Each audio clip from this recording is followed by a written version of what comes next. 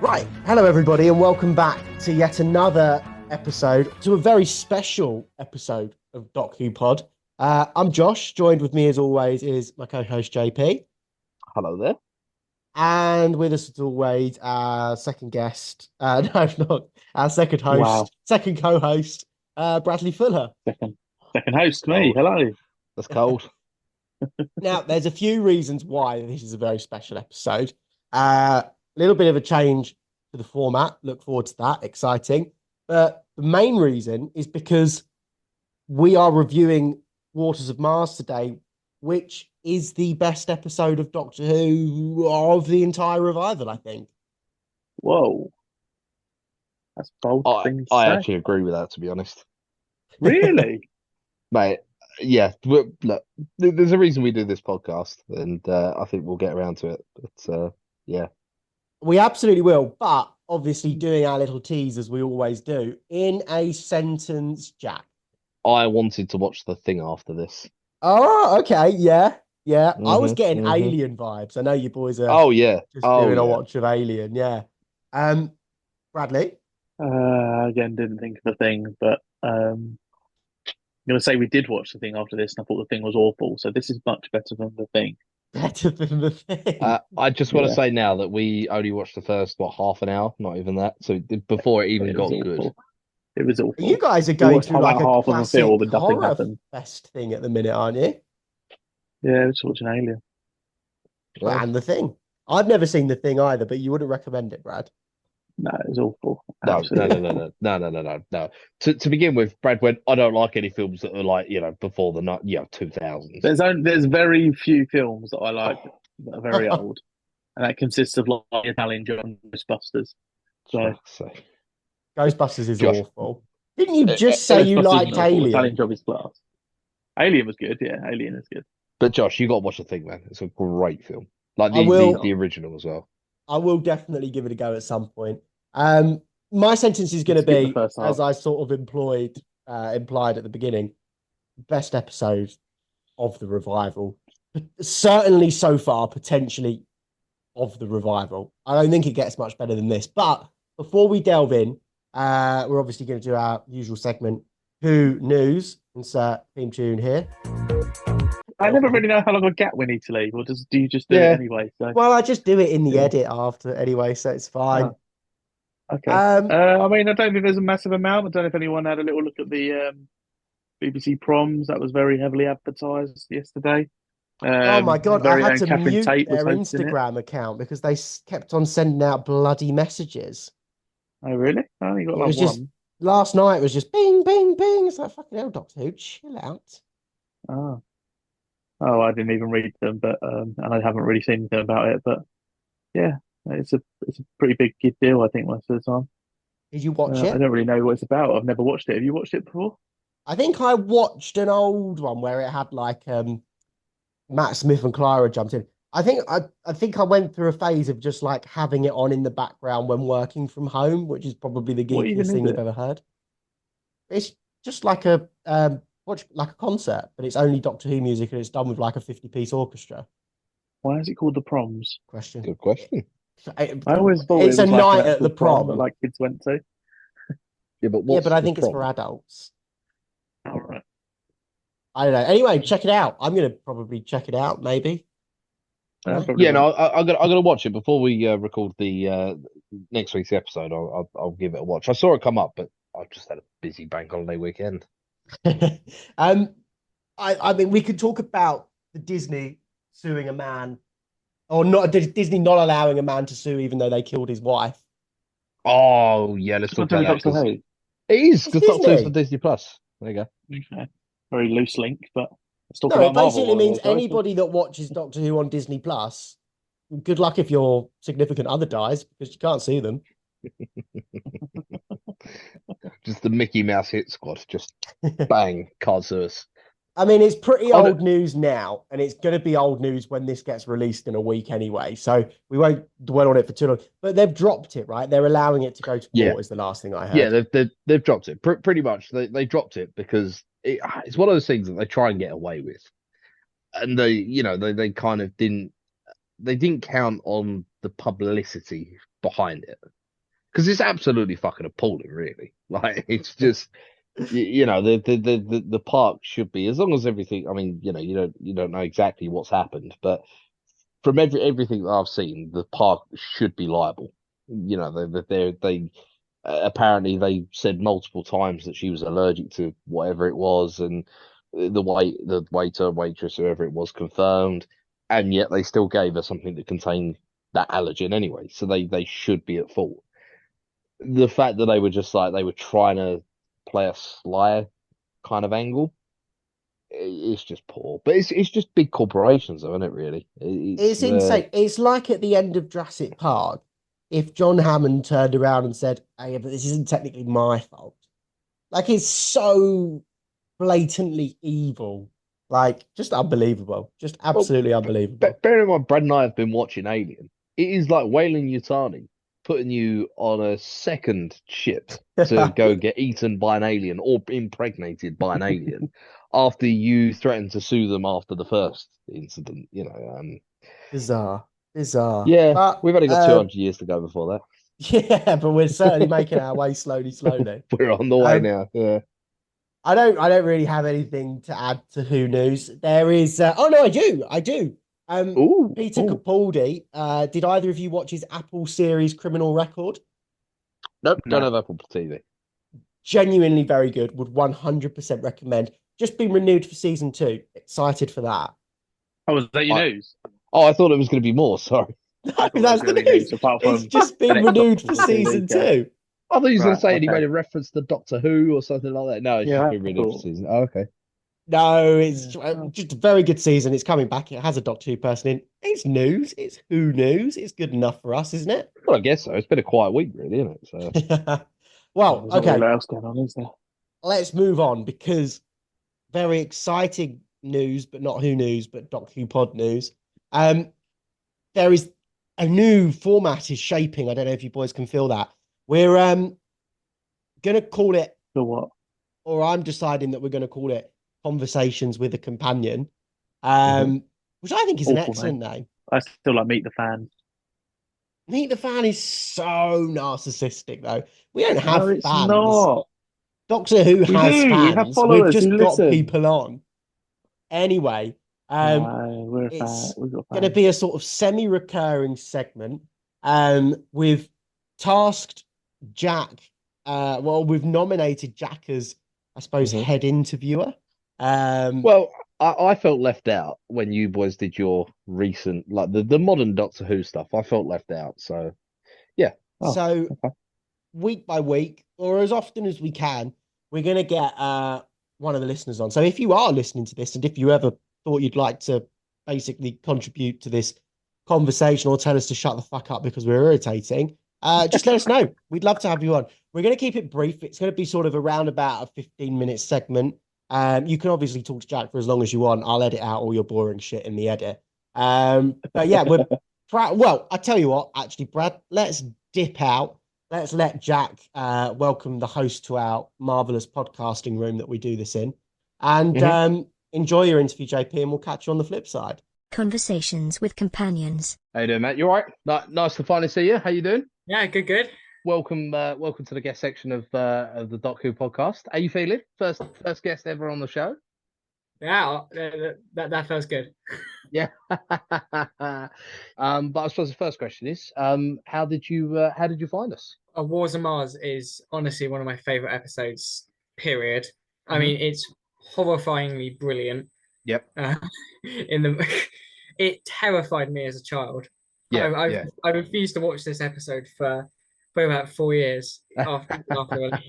Yeah. No, I've got to say we all came to the conclusion that one, it was by far the scariest episode of Doctor Who that I've seen. I don't know about future episodes or not. But the second is just it was just one of the best. I mean, it's now my favorite episode. I know that Josh said it was as well. Brad said it was a good episode. I still think I think there's other ones that he likes, but yeah, no, so it's good. So yeah, so definitely a favorite one of yours, but not so much as a kid then. Yeah, no. How old would I be? 2009. So yeah, 7-year-old me did not get on with this episode. Don't blame me. I was gonna say I'm 26 and I still found it scary. So yeah, not sure. And the thing is, as well, we were saying is we're not sure like how like because it's difficult with the BBC and it's primetime TV. It's before Watershed and everything like that. Mm. And they were walking a very, very fine line between it actually being what I would think is suitable for the kids and on a kids show, and kind of what it would go over the line, something like Torchwood or kind of saying like that. So let's crack on with the questions then. As you can see, really professional. I've got them all all on my phone rather than memorized. So when did you first start watching Doctor Who then? First, well, I was properly getting into it actually around the time that Wars on Mars came out. My first episode, which I really got into, was Utopia. Okay, yeah. So first part of the series, free finale.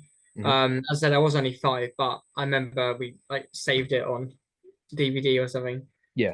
I've still got the whole like series 1 to 4 collection. Okay, yeah, Um, that's cool. oh, I'm a big fan of DVDs. I much prefer. I mean, look, don't get me wrong, streaming now and everything, it makes it easier. But it's just saying about having a DVD and having a collection, like an actual collection. You've lost that now, haven't you? Really? yeah. And I actually have Fear Her on there, which is not on the iPhone anymore. So No, exactly. Well, again, we spoke about this last week. I think it's last week, week before. I mean, as far as we're aware, they're bringing Fear Her back.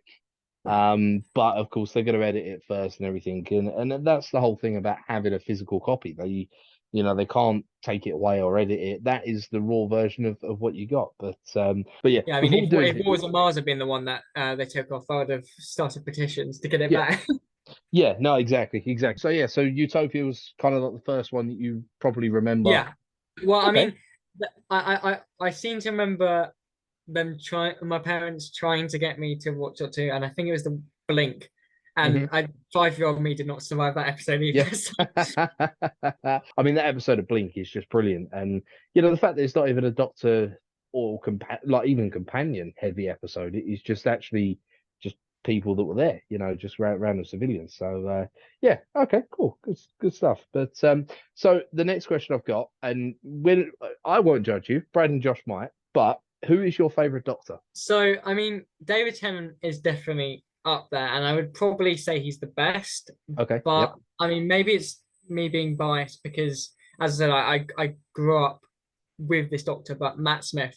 Okay. I've Interesting. always said that Matt Smith is my favorite. Yeah. Like, whilst I can definitely say that David Tennant is probably the best, and it is like if I picture the Doctor, I always picture David Tennant in my head, Yeah. especially when we're watching Wars of Mars again. I was like, okay, this is Yeah. this is how Doctor Who's meant to be. But yeah, no, Matt Smith, I love Matt Smith. Okay, interesting. But that does bring me on to my next question. What is the coolest bit of Doctor Who merch you've seen or you've got, or what are you thinking? So yeah, I don't know if it actually technically counts as merch, but Okay, since 2010, I have had a cardboard cutout of the TARDIS super glued to my bedroom door. It is still there nice, now. nice, cool. Yeah, good stuff. I don't think it's coming off with the No. door in any. Just So moves and he just takes the door with him. It's just like, no, it's not coming off. That's if we it. sell the It's house, I think it's just going to have to come yeah, with the cardboard cutout of the TARDIS on the door, just yeah, as part of it. I think that will yeah. be So you better are than gonna, seeing what's under the door. yeah, no, that's good. And I mean, is it kind of the size of the door? I don't know. Is it the size of the door, or is it kind of a little Oh smaller? yeah, no, it covers the entire door. Brilliant. Love it. Love it. No, good stuff. And I mean, have you seen anything that that anybody's had and you thought, oh, that was really good? Because I've been to a few Comic Cons. I know that Brad and I are trying to look to go to a few as well. And I've got to say, some of the stuff over there, I mean, A, it's incredibly expensive, but B, it does look really cool. Anything you've seen that you're kind of secretly jealous of someone having, or I mean, I was actually at the Doctor Who proms was you? on, Wow. on Monday, and that was amazing. And I dressed up a bit. I put on a blue suit, had the burgundy red Converse, but Nice. people were dressed ridiculously good, like fully accurate. Yeah. Like I saw someone with like David Tennant's long flowy coat. I was like, Yeah. but it's still that. But Yeah, no, I've got to say we did actually. Funny enough, in the Who News this week, we spoke like we've been speaking about kind of like the BBC proms and everything. And from what we saw, it looked phenomenal. It really did. So you were actually there, were you? Yeah, and I met Russell T Davis as well. So Really? Well, I all tell in you all, what, yeah. you've suddenly become the coolest person we've ever had on the podcast, and that's including me, Josh, and Brad as well. So brilliant. And what's he like as a person? I mean, did you just, I mean, he seemed great in the 10 seconds that I had, but this was yeah, in the interval, and I managed to. You could see where he was. Catherine Tate, who was hosting, she was brilliant. yeah, Um, as always, but she called him out, and then he was just waving at the audience. I think everyone kind of knew where he was, but yeah, I just skipped off just before the interval. I managed to get there like first or second, and then yeah, get a photo and get his autograph as well. brilliant. But by the time I'd done that, there was probably a line all Yeah, the way around that tier of the Albert Hall yeah. full No, of I can people trying imagine. to get there. So you briefly met Russell T Davies. You got a photo. Anything else in the And proms? briefly met Stephen Moffat as well. Got a Really photo of him as well. They were in the nice, same box. brilliant. I mean, that's incredible, absolutely incredible. So yeah. So are you going to try and go? Is it? I'm assuming it's a yearly thing, isn't it? Or is it? I mean, I think it was meant to be. I mean, Matt Smith got two. I actually went to both anyway back in 2010 and 2013. Okay. Matt Yep. Smith and one of each of them. And I think David Tennant also had one in 2007. Yeah. But then there hasn't been one since 2013. Gotcha. I don't know Okay. if they now make it a yearly thing, because the proms obviously cycle every year. So I feel like Yeah. I feel like no one would really complain if it was every year, but it did kind of feel special coming back after Yeah. 14 years or something. So moving on. Who is your favorite companion? Donna. Donna. Oh. There's I know I feel like I have a memory of you not liking Donna. It's to be honest, it's not that I don't like Donna. Well, actually, no, I think I do, but she's my least favorite. She's just very shouty, very loud, and but I will say though, she of all the companions, she does have the funniest lines. Yeah, I mean, I didn't particularly like her in her first episode, but I think in series 4, she's brilliant, especially when she utilizes that the comedy like in Unicorn and the Wasp and Partners in Crime. But I think she's actually quite good at the serious moments as well. Like Fires Upon Pay is one of my favorite Donna moments. Yeah, no, that is true. That is At the true. end there. But yeah, and so the final question of this interview is Waters of Mars. Love it or hate it? Love it. Just that it's one of these. It's 10 out of 10. It's 10 out of 10 writing, 10 out of 10 acting, 10 out of 10 on the scare factor as well. Yeah. To be honest, I'd have been really surprised if you'd turn around and just like, nope, I hate it, don't like it. It's rubbish episode. No, it's brilliant. It's as you say, it's as close to perfect as you could come. So what I've seen with Doctor Who so far, but yeah. So that's thank you very much for joining us here. My pleasure. Really do appreciate it. Hopefully we can get you back on the podcast at some point as well. Well, thank you very much. Conversations with Companions. Wow, Jack, how was that? We were listening through the door. It sounded amazing. he was listening all the way from Dubai. That's impressive. I Don't say Big Brother never listens. I love movie magic and editing. It's my favorite part about doing this podcast. Yeah, but no, goes without saying though, guys. If you do want to appear on the podcast and you do want to, just chat to me, just give us your thoughts about the podcast. As I said, we just start, asking a few questions. We just want to get to know you guys and what you think. And so if you do want to appear, drop us a DM on Twitter, Instagram. Can you do DMs on TikTok? I don't know. Let's go over to our relative Gen Zedder. The resident Bradley? TikToker. Fella. Sorry, what's up? Oh, can you DM on a TikTok? Yeah, you can drop me a DM on TikTok. There we go. Our most liked platform with almost 1,000 followers now. So Nice. Well, there we go. Hope you enjoyed that new segment. Thank you very much, Matthew Roberts, for coming on. I really liked that thing you said about that thing. It was really insightful.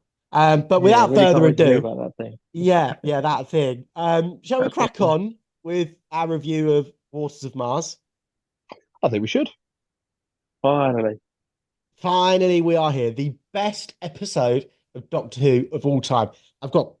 I was trying to force myself to make notes throughout this episode, but I really did find myself just absolutely hooked. One that I had just recurring throughout it so many times, and I thought, no, I can't write about this anymore. Let's put it to the top. The music, the score in this episode is unreal, like noticeably good. Please tell me I wasn't the only one that picked up on that. Oh, you're gonna be upset. Oh, what? You didn't No, like it, JP? no, it's not. I didn't like it. I just didn't notice it. I've How got to can you admit, now that not you've said notice it? Well, I'm I not mean, like. Go on. no, it's. I mean, in my opinion, I think the reason you probably don't notice it as much is because, I mean, throughout the first four series, I think the score and the music of Doctor Who is just class all the time. Yeah. So I don't think it was any different to usual. I just think it was really good. Yeah, And it just always just blends into the episodes well, and that's something that I think they've missed in new series. I think this first era always hits with the music. I agree. yeah. I just thought this was a particular example of how good it is. Like this used music to create dramatic tension, which it often does, but never to this degree. I thought this honestly just excellent. Yeah, the only thing I'd say about the music, the music is not, unless it's something really, really significant. I don't really catch it because I, I'm there to watch what's happening because this is my first time watching, right? I'm interested. I'm trying to work out what's going on. I'm trying to make sense of everything.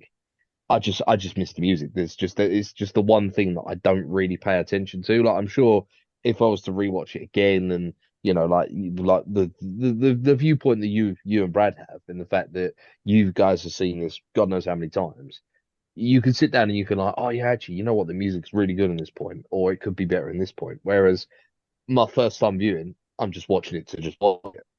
Yeah, I tell you what would be interesting though is if we could find an unscored version of not necessarily a Doctor Who thing, but something that you knew well, just to see how much it the shifted the tone. There is one example later on where David Tennant is in the spacesuit. He's about to, or I think they've just done the airlock scene, and he walks out, and he can hear their chatter over the radio, and just like the score is playing, and it's sort of dramatic and tense and exciting as he exits, and then the score stops, and then it becomes almost like he's being haunted by these voices. Like it's a complete tonal shift just by cutting the music there. So I'd love we should do it as an experiment. Just watch something that we know unscored and see how it changes our perception of what we're watching, if that makes sense.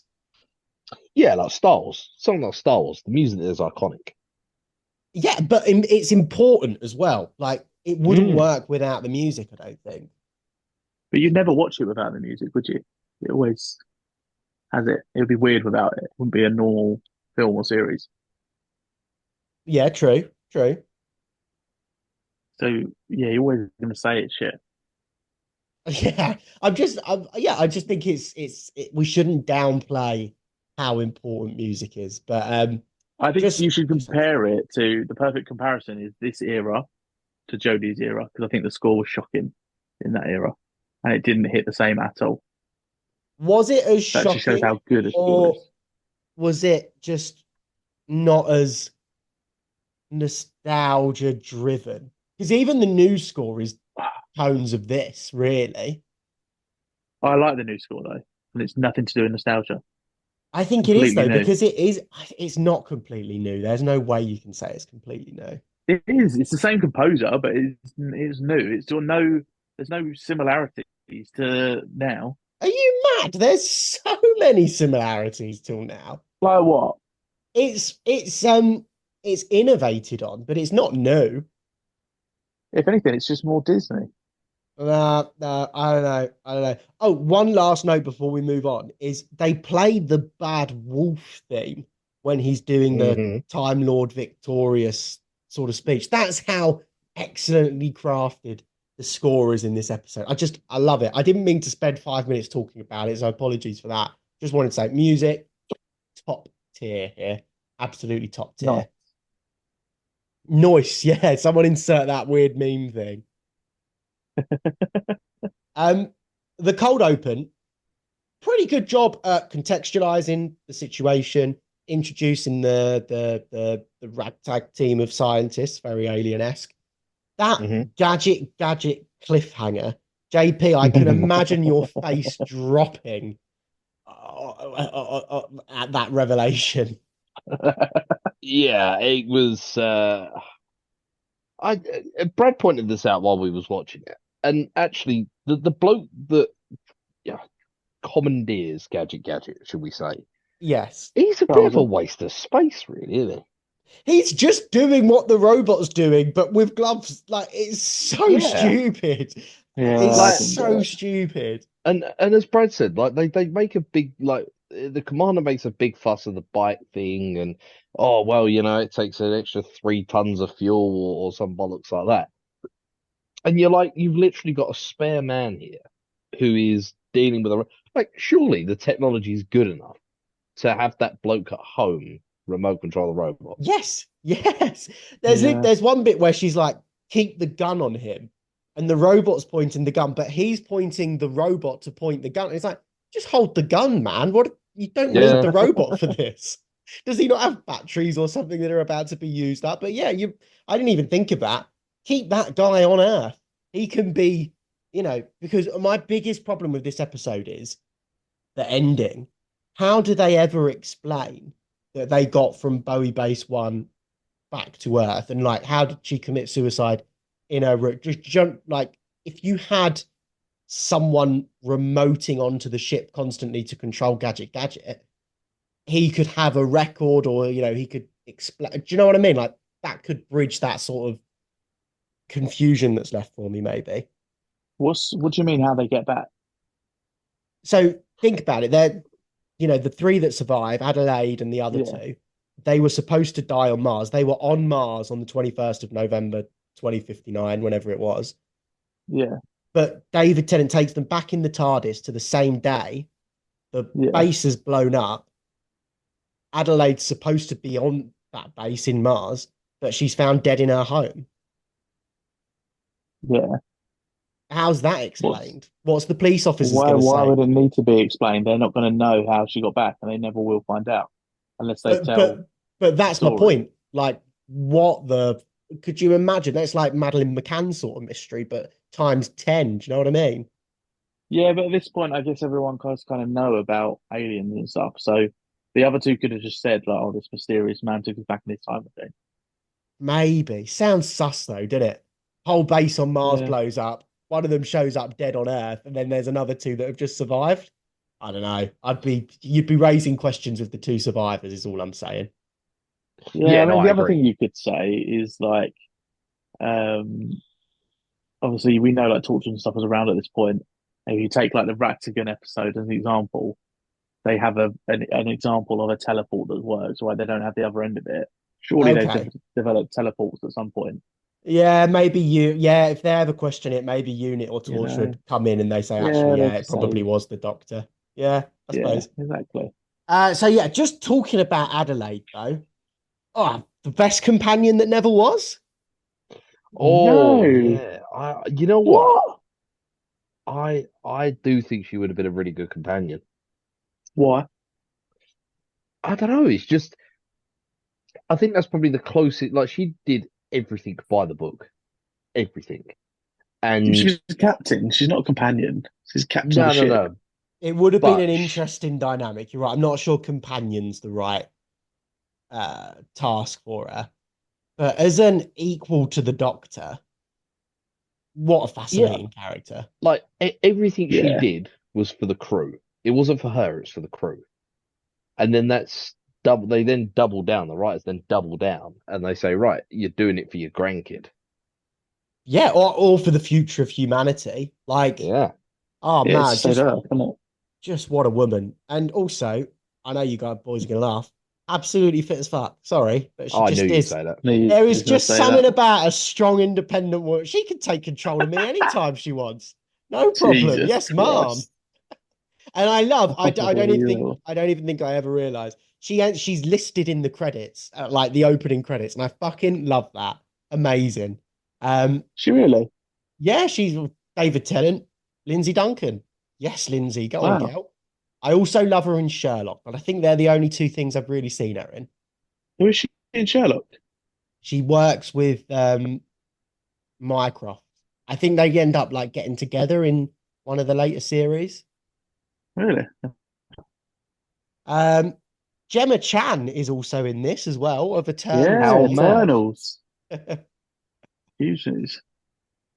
you go. Another famous Doctor Who alumni. I think there's quite a few of them in Matt Smith's era, to be fair. Olivia Colman from memory is one. Can't think of anyone else off the top of my head. What, is in the Matt Smith era or this one? Yeah, no, Matt Smith is yeah. Like there's a few more famous people to come. But Olivia Colman's the only one I can think of. There's one moment where one of the crew is inspecting the Doctor's spacesuit, and she says, "I've never seen anything like it before." Really? It's a spacesuit. Well, Surely they had them as well. It's an Earth spacesuit, maybe from a little bit in the future, but it's from the Satan pit. Like, what are you talking about? You know what a spacesuit is.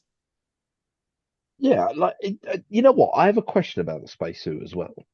Because the Doctor at the start just walks out the TARDIS, and there's two things. One, he just walks out the TARDIS without knowing where it is in a spacesuit.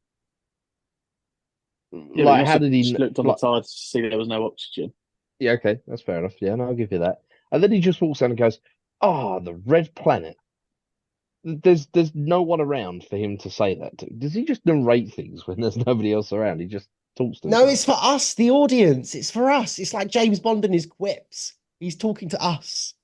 Okay. Also, as if you don't just talk to yourself. Well, This is the equivalent of, and there's been a lot of rage, I think, about it in recent series. I think the equivalent of David Tennant walking out and saying the red planet is obviously telling you it's Mars. And you know how in recent series, instead of having that line, I think they just seem to like pan to a new location and they'll put up like Mars 2050 or something. Yeah, People yeah, hate yeah, that. yeah. I prefer I've this a lot, to be fair. I don't mind it. what the title card. Yeah, the title card. I don't mind it because, like, I think it's a less clumsy way of doing it. Unless, don't get me wrong, unless you've got like, you can make it work, so you've got other people there or something like that. I don't dislike it. Do you never I just don't like listen to the doctor talking to himself. no, I think it's perfectly natural. Like, do you never get in the car and be like, right, okay, well, we're off to thingy? Like, you just sort of say it to yourself, don't you? If you get car, be like, "I fucking twat." Like, you don't say it in your head, you say it out loud, didn't you? Yeah. No, well, that's different though. I don't just turn up to Tesco's and go, Tesco's. Do you not? Sometimes I will pull up, especially when I'm at the supermarket. I'll go, oh, fucking Waitrose, here we go. And you never do that. No, I don't think I do Nah, that. No. nah. Fair We'll do it enough. tonight. We'll go shopping, JP. Howdy. Yeah. Oh, little. Morrison's. No, fair enough. I don't think there's anything wrong with it. The horror, like this is a scary episode. This is as creepy as it gets. The first bit where the guy drops to the ground in the background and it's not even in focus, and it's 6 minutes into the episode. This episode is so fast paced, but it doesn't feel rushed at any point. It's just pure excitement. It's pure climax. And that minute, it's exactly as the 6 minute goes from the start of the episode. So that's including credits. He drops to the floor. He starts doing his little shaking thing. Fuck me. Terrifying. Absolutely terrifying. I agree. And there is a tiny kind of little, I suppose actually it is technically part of the music and the sound. Because when the doctor's going about, oh, this is the base, and he starts going around naming the crew, and you get that little kind of sharp cut to like a Wikipedia page, I guess, or something like that. Yeah. It's just before the first one gets turned. And like you just get that kind of like the dramatic, it's almost like a, I don't know what you call it, like a camera shot, I think, like a you know the sound effect I'm on about. Like the It's click, not like yeah. yeah, it's not like a drum beat, it's not like a clip, it's almost like a camera shutter going off. Yeah. They do it all the time in like kind of crime documentaries and something where it's almost like you're at a crime scene. It's there's a photo, and I love that because it's just like these people are gonna die. Well, I literally had that note. Jack, you mentioned it last week with Planet of the Dead that you thought they were going to kill them all off like they did with Voyage of the Damned. So, Yeah, presumably, you're a fan of that. No, these people are going to die. You're just here to watch how they die. yeah, no, 100%. And look, this is without turning this into, it's why I prefer Aliens over Alien because you kind of get that full sense of security, because we always think safety in numbers, that kind of thing. And with Aliens, you've got these kind of, kind of hardcore Marines, who are go in there, they're going to kill all the aliens and everything like that. And then within the first, like, kind of 10 minutes of contact, they're down to not even half their numbers. They're fucking dead. That's it, And that, man. Game it's a over, man. game over, man. Bill Paxton, one of Bill Paxton's best lines. But like, but that is the thing, and that's why I love about this is because you kind of you get that full sense of security. You're like, oh, there's a lot of them. Oh, they might be all right. The doctor might be able to kind of like wangle his way through it and everything. And then it's just like, no, we're gonna kill them. It's And I love that. no, it's pretty good. I do have a note. I think I mentioned it up top as well. It does feel very alien, especially with the dreadlocked woman who gets infected but doesn't show straight away, and they put her in quarantine, and she has the turn. That's all very alien. Yeah. They're running down that corridor when they first meet that girl. I've completely forgotten her name, Madge or something like that. I remember. Yeah, it sounds right. Yes, thanks, mate. Get a little canine reference. The doctor gets called out for being robot racist, I suppose. That's right, because then he says about I knew someone that made a robot dog or something. Yeah, like, like, can you imagine? It's so stupid. They made a robot dog. And the doctor's like, oh, actually, dogs are cool. Like, what are you talking about? Like, who would do that? A cool guy. K9 is better than Gadget, let's be honest. I want to hear Jack's opinion on this because I like them both, obviously. K9 doesn't have someone controlling him, for starters. Yeah, I suppose Kano's technically more intelligent, but at least Gadget was less annoying. I do have an Really? How issue. can you possibly say that? I All it says is do have gadget. I do have an issue with Gadget though. Go What on. does Gadget even mean? We're skipping forward a bit. Okay. To the bit. Look, yeah, we'll get there when we get there. But yeah, no, I don't know. They're both. When we get there. Well, If I talking had of to, how did we get? Oh, sorry. Go on. I was gonna say if I had to choose between a robot that could do things on its own or a robot that I had to control, I'd have to choose a robot that did stuff on its own. I don't want to sit around and control a robot all the time. There you go. It's official. Jack likes K9. Yeah, sure. Yeah, yeah. In one context, yeah. So they run down this corridor and they find this dreadlocked woman, unconscious, knock on the head, sat in the corridor. How did she get there? And why? Presumably, she got taken by Andy. Why did Andy stay in the? Like, how? What's the logistics behind all of that? I don't understand because they also turn off the cameras and the lights, didn't they? Yeah. Because the camera goes and they go, oh, cut to the external camera, and then you just see the lights in the greenhouse just start going off, and then that's what spurs them to go over there. Why turn out the lights? Oh, I don't know. Didn't really understand the plan there. And then the other thing I don't understand as well, you've got old Captain fucking by the book over there, and she's like, right, you're not out of my sight to the doctor, but by the way, let's split up and look for clues. I think yeah, you're right. I don't think that I'm makes any like, sense. you've done everything by the book up until, and I know it's for the plot and everything like that, but like, you got this, they make a point of as well. Like, they have the thing where, the conversation where one of the astronauts puts the no trespassers sign outside, and the second in command bloke's like, oh, no jokes. Oh, that's a waste of thing. And then she comes off and she berates that guy for just being a killjoy, really. But like, Yeah, I expected that was all very odd.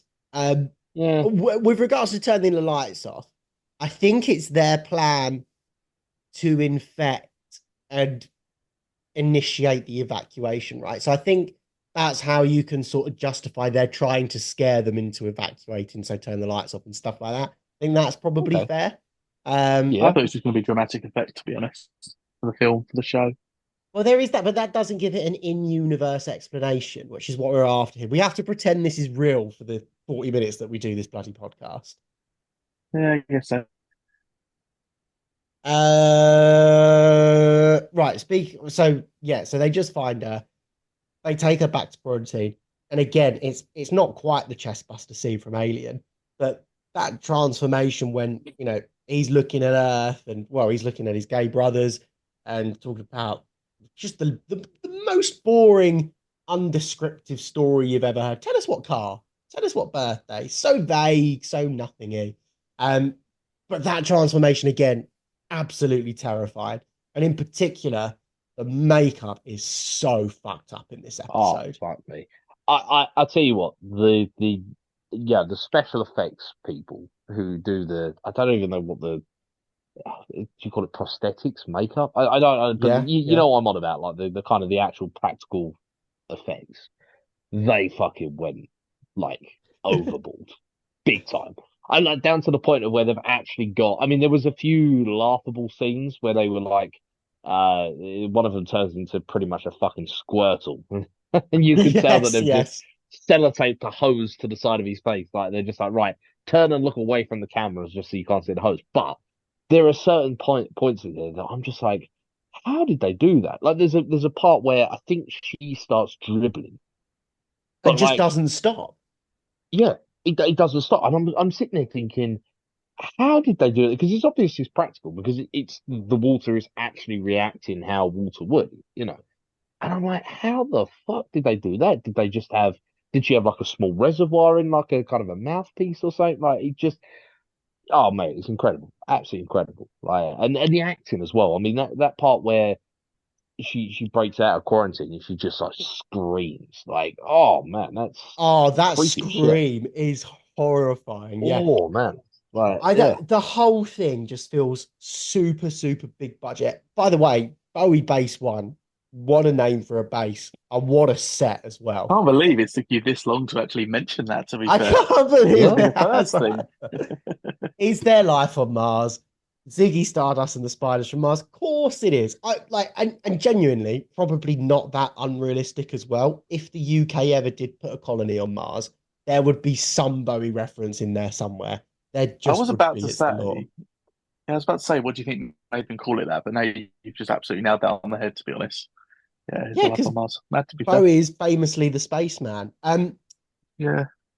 It feels big budget this episode, but this fascinated me when I read it, and I don't know if it's true or not. It was cancelled, like they completely pulled this episode because of the 2008 financial crash. They said we can't have three specials, like this is not going to be made, and they've somehow managed to Really? wrangle it. Yeah, it was just going to be the Christmas Oh. special, Planet of the Dead, and then straight into this. Because the way they did it was Planet of the Dead was important because it was the first mention of the four knocks. And then they were like, but this doesn't have anything to do with it. This is a random special, so pull it. And I think Judy Gardner or whoever Russell's partner was the one that fought for it and eventually got it made. But considering it had a reduced budget because of the financial crash, like what they've done with this episode is insane. Like it is absolutely insane. Yeah, this is basically what Wild Blue Yonder was dreaming of being.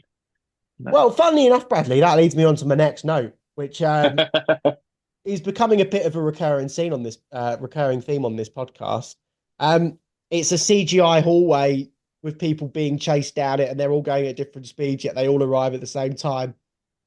Yeah. Yet it kind of works here, doesn't it? When they jump on Gadget, and he somehow, Vin Diesel, he turns the nos on, and they fucking gun it down the hallway.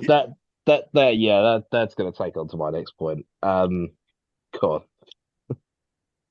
It's my point is like it's stupid. It doesn't work. It's a waste of.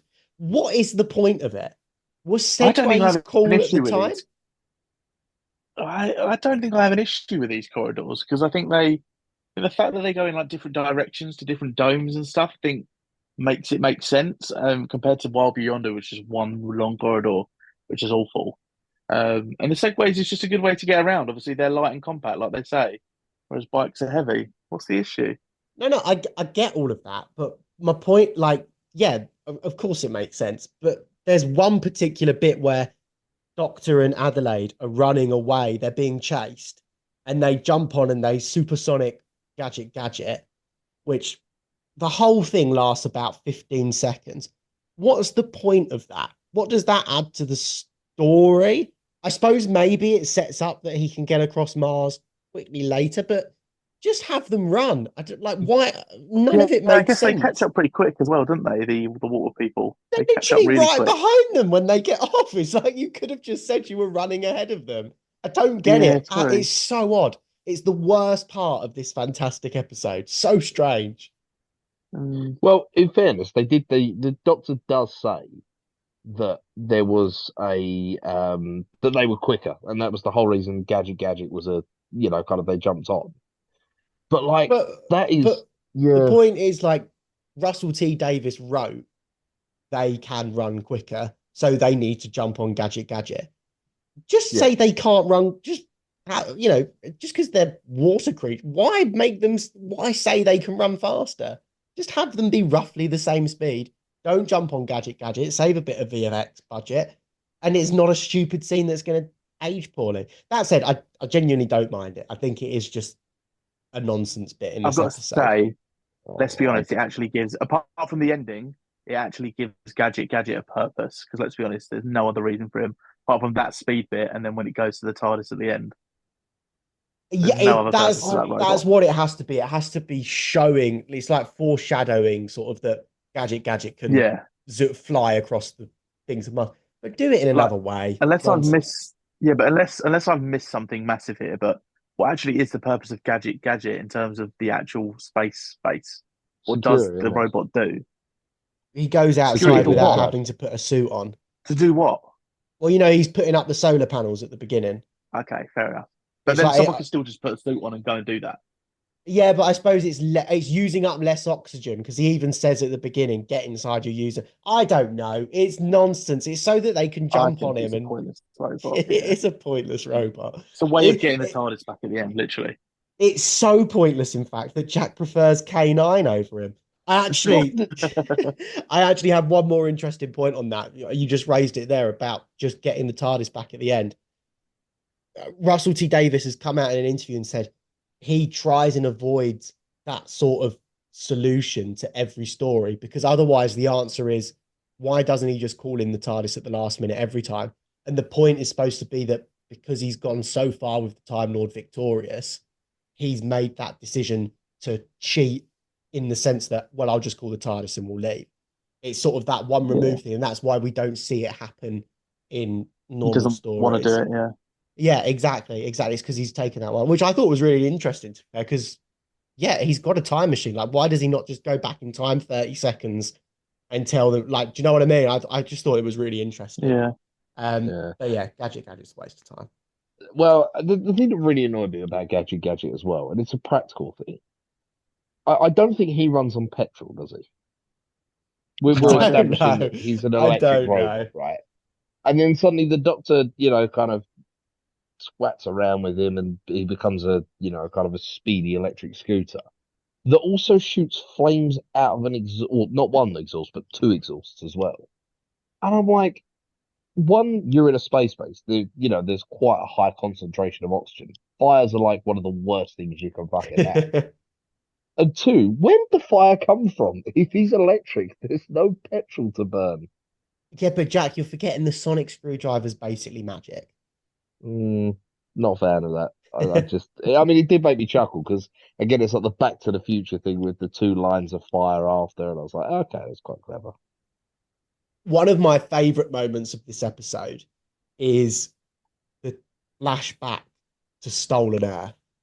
I think tying it all into that and that being the reason that Adelaide, got her motivation to set off on this adventure. Fucking I love fantastic. I don't know why they gave me Sarah Jane vibes when the Dalek comes down in the I can sees her through the kind of window. see that. Yeah. It feels a bit like the attic with Mr. Smith, I guess. But I sort of get actually. and the CGI is a bit iffy. The Dalek doesn't look perfect, I don't think. He goes on to explain that the Dalek probably didn't kill her because the Dalek knew it was going to be Adelaide and go off and it's protected in time and all that shit. Why would the Dalek give a fuck about that? Maybe the Dalek knows it can't kill her though. But Yeah, why? She is part of a fixed point. So even a Dalek can't change a fixed point, or shouldn't be able to. Potentially, yeah. I just thought that because they can't time travel. Let's not forget the only one that ever did was um Yeah. yeah. So like it's just I don't know. I just thought that was quite again. I like it in the sense that it shows her importance and it ties it all back and it's an absolutely brilliant moment. But I'm a bit like one, the Dalek shouldn't know like we don't know what a fixed point in time is. Do you know? Like we couldn't tell it from Harry or Larry. So why is a Dalek able to, who's Yeah, famously but not we're a time human. A traveling? Dalek, yeah, but a Dalek must have some sort of way of reading things, like Mm, observing. not sure. Not sure I'm sold on it, but still, what an amazing bit. Um, what do we think about the whole infections come through the water and it's very lucky that the filter only broke yesterday, so they're not all infected. I I like it because again, humans have to survive. They need three things, don't they? Oxygen, water, and food.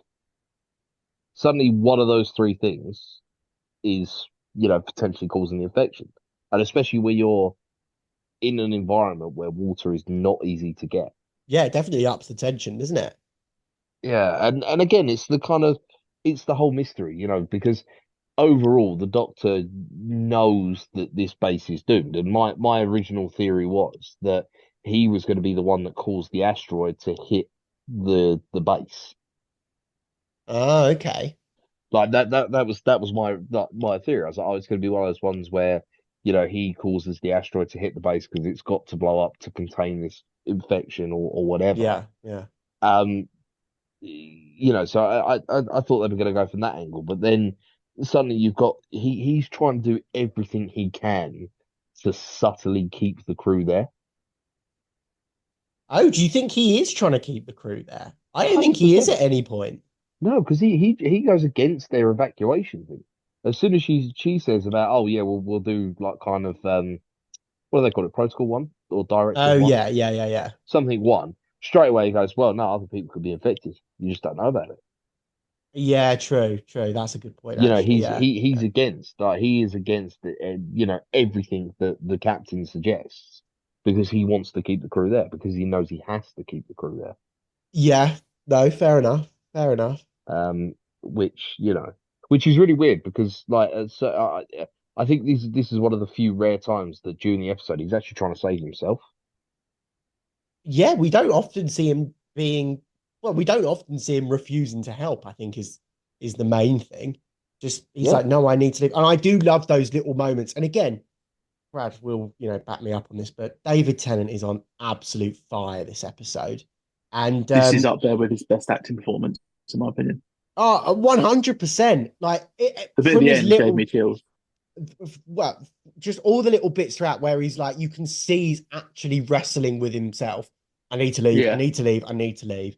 Fantastic. The bit I've just got a note here that when he's back in his spacesuit, and I think I mentioned it up top, but they're all running around, panicking, and he trying to just do this stares evacuate. watching.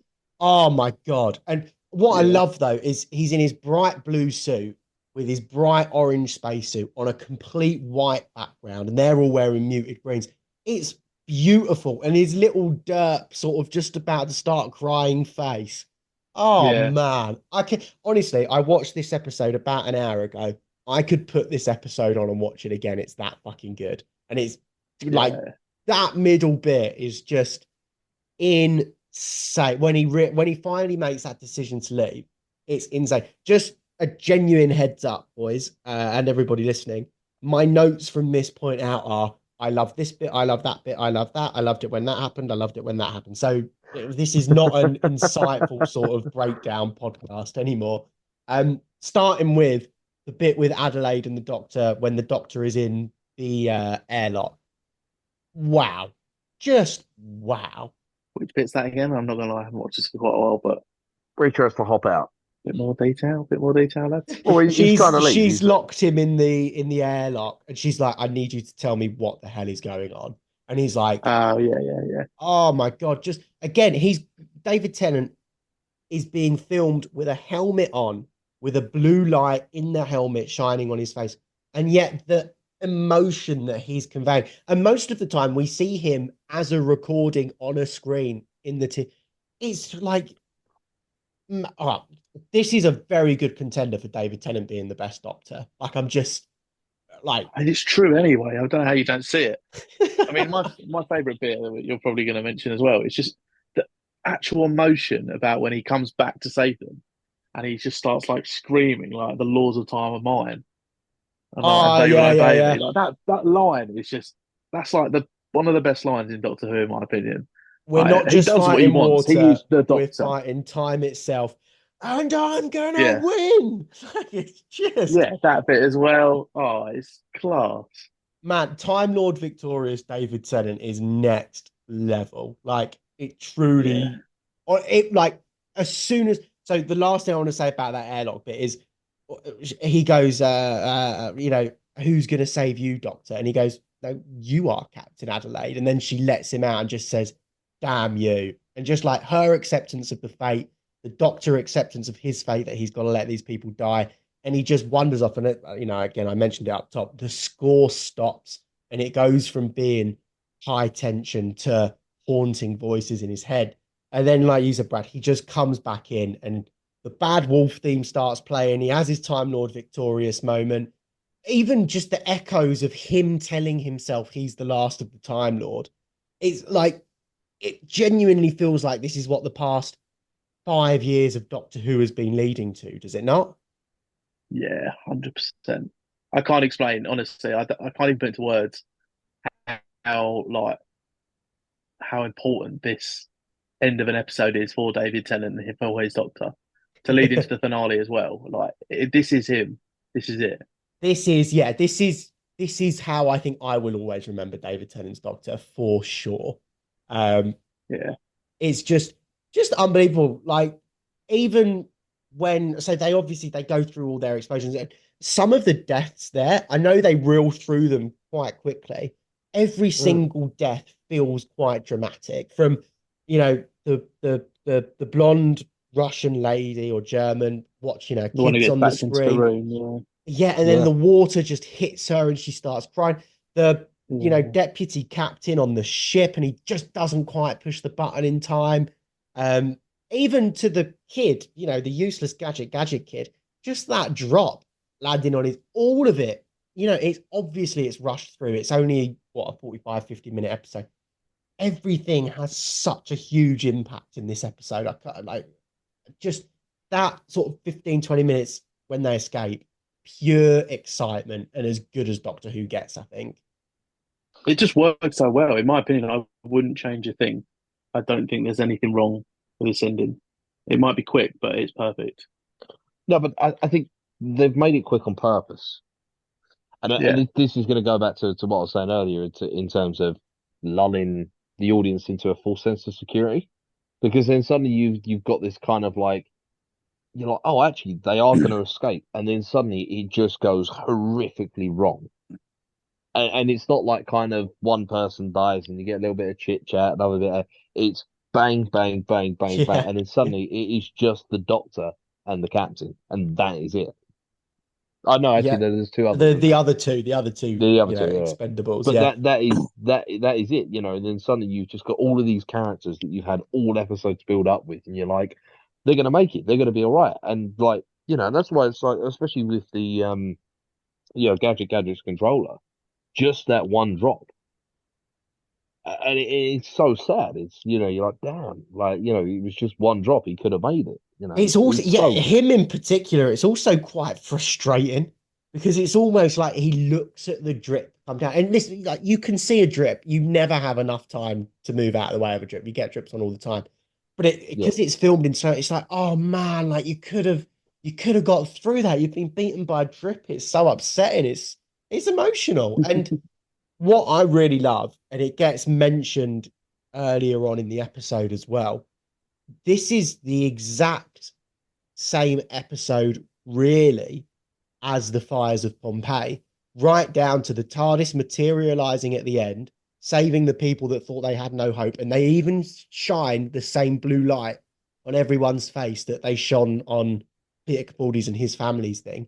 But when they land in London, like the vibe is off. It's totally different. You know, Gemma Chan's like, who the fuck are you? And what is that box? Like, it's so interesting to see, you know, other people's interpretations of it, because he has saved the day. Like, absolutely, he saved the day. But he's this thing that has invaded their base. Everything went wrong. He put them in a box and he's put them back on Earth. Like, it's, oh, come on, fascinating, right? Flipping that ending of Pompeii, which is the first or second episode of series 4. Yeah, episode 2. Yes, episode 2, isn't it? Yeah, I mean, that's the thing. Again, it's a testament to the captain's character, because the doctor tells her that she is important and she must die in that spot. She's a, do they call it an anchor point? A I fixed can't point. remember what they call it. Some death Fixed ball, point. yeah. Yeah. And she is fully willing to accept that. She's like, yeah, if I have to die, I'll die. That's it. And then suddenly the doctor, who's been waxing lyrical about, like, you know, oh, I can't change anything, you know, it's a fixed point, I can't do this, can't do that, suddenly changes something, and she is just like, who are you to decide the laws of time and what happens? I love it. I love it And so oh much. man, and I'll tell you what, just the brutality of the fucking ending is, oh, it is a masterpiece. I've got to say, I've rarely been shocked in my watching of Doctor Who. Yeah, you really were shocked, to be fair. I was shocked. Genuinely, I was like, like, they didn't even like, you know, they just had the blue or green outline of the, yeah, kind of the room lit up, Yeah. and it was just like, shit. Like, Yeah. How many kids' TV shows end in fucking suicide? Do you know what I mean? Yeah, Like, I just, oh man, I'm getting chills thinking of it now. Like, it was just like such an it's ode wild. down Yeah. moment. Like, it Um, just, oh, like, I just, sorry, I was gonna ramble on a bit here, but go. like, the thing is like, the whole thing about, you know, you either die to be, yeah, die a hero, or you live long enough to be the villain. Yeah. Robert And Downey Jr. looking at you. the doctor did that. What? I Yeah, it's true. suppose, yeah. He's become the villain, isn't he? Yeah. Well, Pretty much. the Invictus thing, or what was it called? The Time Lord Invictus Invictus? Time Lord Victoria. Sports. Yeah. Prince Harry shows up at the end. What's he fucking called? Time The Lord Time Lord Victorious. Time Victorious. Lord Yeah. Victorious, right? Yeah. To me, the Time Lord Victorious is Harvey Dent after his accident, like Yeah. after he gets Yeah. blown up by the Joker. That is it. He has become everything that he despises. Yeah. It's gonna be, have you watched next week's episode yet? Yes, Yeah. but that's only because we do that weird recording thing. Yeah, no, because he sort of learns his lesson and he looks very humbled at the end of this episode. And, you know, he sees the Ood who just magically appears. I've got a few questions on that. Gets in the TARDIS and it seems as if he's running away. And yet he shows up at the other end. And the next episode, I think there's still some carryover of the Time Lord Victorious, right? Like, you know, he shows up in his Hawaiian shirt and he's got his hat on, and it takes the return of the Time Lord, spoiler alert, to humble him, I think, no? I agree, because he suddenly goes from this guy that's just been playing by the rules of what he thinks is a dead society, to then going, I'm making the rules. I am the dead society. You know, this is me. And then suddenly he is just he's brought back down to earth with a bump. You know, the fact that suddenly there are consequences to what he is doing and saying. No, it's If anything, I think I don't want to talk too much about next week, but if anything, I think the whole Time Lord Victorious thing carries all the way through the next specials. When you think towards the end, it's down to him making the decision on what happens. He wants to decide and choose who lives and who dies, sort of thing. yeah, no, that's absolutely what I'm saying. Like, you think it's wrapped up here with him seeing that Ood. Okay, Yeah. just quickly, what's the deal with the Ood? How is the Ood there? I've always thought know. it's like a figment of his imagination. Like they're talking through his head. Oh, okay. I Oh, like that's that. quite clever, actually. Yeah, I never I thought like they were that. actually there.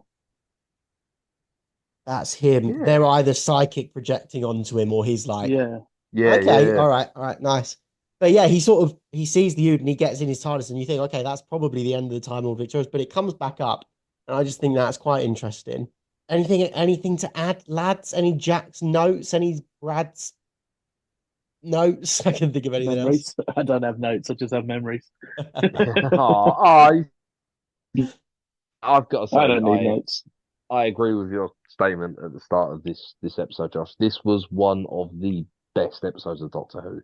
Like, The only the, no, go on. God, I was gonna say the horror, the story, the whole actions have consequence. Yeah, Just and the ending as well. Just fucking hell. I agree with you on the whole horror side of things of this episode.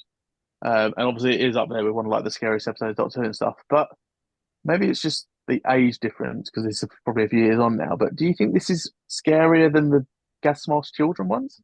100%. I never Yeah, found the gas mask one scary. Oh, I think that's a lot more creepy. It's This is it's a scary, but creepier I think that's more vibe. creepy.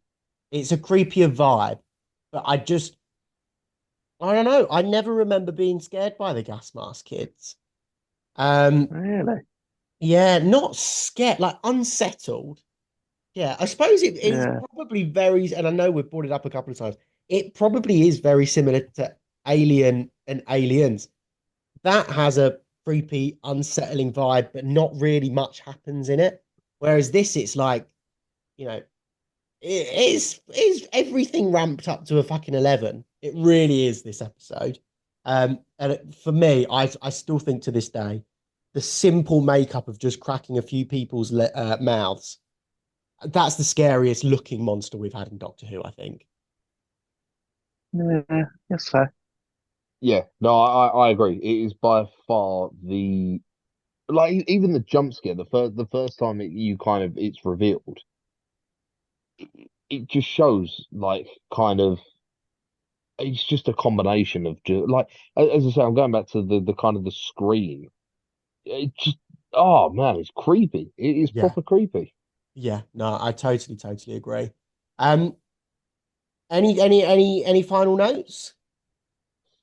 No. No, that's it. I've said exactly what I think, and this is I think is the best episode of Doctor Who so far.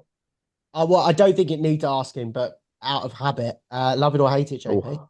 Oh, easy love it, Brad. Yeah, obviously an easy love it. Yeah, no doubt. And Josh. It's got to be a love it for me. I'm with you. I think it's probably my favorite episode of Doctor Who. I also think, and I think about this more often. This is my Roman Empire, by the way, guys. If I was to get like, obviously not you, JP, because we've made you start from the beginning. But if you were like, I'm Hmm. looking for a show, I don't know what to watch. You guys keep on talking about Doctor Who. Give me an episode to watch. It would be this, or it would be Voyage of the Damned, as like the two. If you want to know what Doctor Who is like when there's no law you need to worry about, there's no companions you need to worry about, it's just pure the Doctor action fun. I would recommend this, or I would recommend Voyage of the Damned. I'd agree with this one, to be fair. Probably not Words of the Damned, but I'd agree 100% with this one. I think in terms of Yeah, you guys saying it's probably best so far, I think I'm probably just mixing up with, it's out there, it's up there with one of the best actual episodes in terms of plot and stuff. But when I think of best or favorite episode, I always revert back to the series 4 finale because of the nostalgia and everyone who's involved. Obviously, that isn't as good as a plot base. This is probably up there with the best plot episode of Doctor Who. Yeah, I think that's perfect. It's, like people say their favorite MCU film is Endgame. Like, well, it's probably just because everybody's in it, though. If you actually look at it from a technical point of view, the plot isn't great in Journey's End. It is heavily reliant on just all the cameos that are there. This is Yeah, you could show this to someone that's never even heard of Doctor Who, and I would say yeah, 9 times out of 10 they'll say, "Oh, that was quite a good episode of this show that you've just put on." Whereas Journey's mm-hmm. End, they'd probably be like, "Oh, okay, that was probably fine, but I didn't know what the hell was going on for half of it." Do you know what I Too many mean? people I don't know about. Yeah, Yeah, yeah. So I yeah, think that holds that back a little bit. But yeah, just absolutely fantastic. And then I mean it ends with that next time trailer and the return of and you sort of guessed this a little, I think, on our last episode, JP, but the Master's back. Yes, I did, because it was the only thing that I thought about the drums. You said about Yeah, the knocking. he will knock 4 times.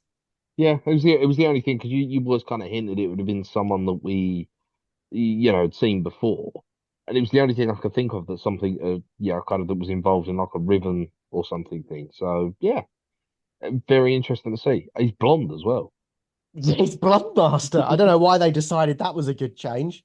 But yeah, we will be back next week to see if you were right, JP, because there's still a small chance that you're not. I had forgotten, or okay, maybe that's not the right way to phrase it. Watching that next time trailer got me more hyped for it than I thought it would. There you go. Jumping ahead a little bit, I think it's quite boring and it doesn't need to be a two-parter. But watching that trailer, I was like, actually, I'm quite keen to put this on. I'm quite keen to watch this. I forgot we've got fucking James Bond in it as well. I know he wasn't in the next time trailer, but that's a mad bit of cast. We'll talk about it next week. Anyway, boys, thank you for coming. Thank you, everybody who is still listening to us, by the way. That's mental that we've still got people listening to us and wanting to come on the show. Again, Matthew Roberts, I absolutely loved that thing that you said about that thing. It was brilliant. Thank you for coming on. Yeah, I think that's all from me, lads. You want to wrap up? Yeah, I mean, you've pretty much said everything there. Thank you for still continuing to support us and listen. Let us know, as you said, if you want to appear on the podcast and kind of give us your thoughts, and let people know who you are. Give us a shout, drop us a DM. We're on Instagram, Twitter, TikTok, our emails there as well, or even just drop us a like on Spotify. Oh, I don't know that you can drop a like on Spotify, but I way think to you can. sound out of touch. I I don't think you think can follow. you can But you follow can and you follow. can star and you can review. I don't know I that you thought can it was the like. love heart thing you can do. But speaking of liking, do get involved with our YouTube because we've hit 90 subscribers, which we're going up, which is good, but not as much as I would like. So just do that. Give us a like and a subscribe on All platforms, no matter what, we love everyone equally. exactly, except for TikTok or X. Anybody on No, we either love of those TikTok. two apps need TikTok's to the be best. shot. That really is it. Adios, amigos, from me, and see you next Adios, week. amigos. See you next week.